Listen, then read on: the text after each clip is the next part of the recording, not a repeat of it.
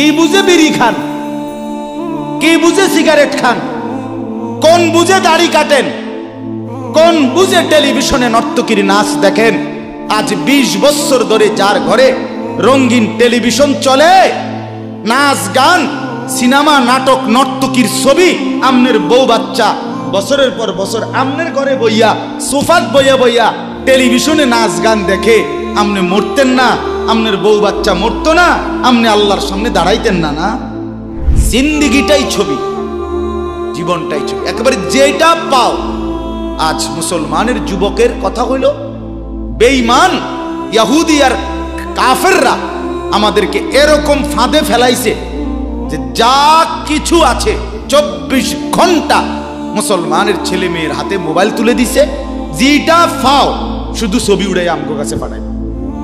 এটা কুত্তা হোক, বিলাই হোক, শুকর হোক, মানুষ হোক, গরু হোক, ছাগল হোক, হুজুর হোক, পাবলিক হোক, বেড়া হোক, বেড়ি হোক, জোয়ান হোক, বুড়া হোক, যেটা পাও না শুধু ছবি হোক। জিন্দিগির কাজে একটা আহ হায় হায় বাপ, তোমরা বুঝো না, বেঈমান তোমাদেরকে বেঁধে ফেলছে আসতে। নবীজি কথা বলছে, উম্মত, চুরি ডাকাতি জিনা ব্যভিচার মদ জুয়া নাচ গান টেলিভিশন নাটক সিনেমা বিড়ি সিগারেট তুমি সব করতে থাকো, তোমার যেটা মনে করে এটা করো, হাসরের ময়দানে শুধু আমার দ্বারে আইও, আমি বেহেশতে পাঠাই দিমু, এটাই তো সুপারিশ না? তো আমনে ঘটনা কি?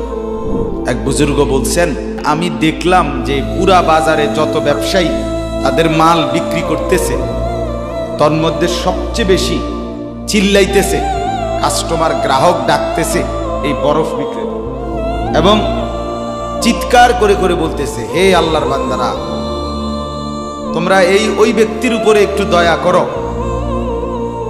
যাদের নেওয়ার জলদি জলদি নাও, যার পুঁজি খুব দ্রুতই গলে গলে শেষ হয়ে যাইতেছে।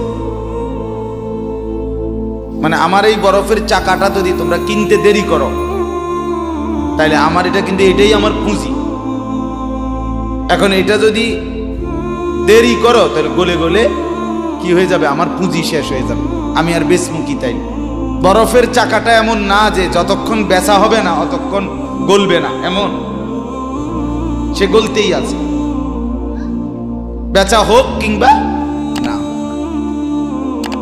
তো ওই আল্লাহর ওলি বলেন, আমি এই বরফ বিক্রেতার এই আহাজারি, তার এই চিৎকার চেঁচামেচি, তার এই পেরেশানি থেকে আমার হায়াতের কদর বুঝলাম,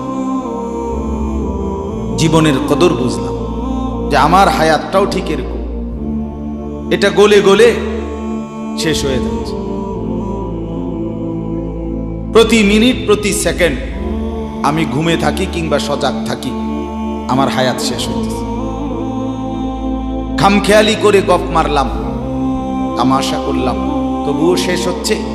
কঠোর পরিশ্রম করতেছে ওই ব্যক্তির সময় কি হইতেছে, হায়াত শেষ হচ্ছে।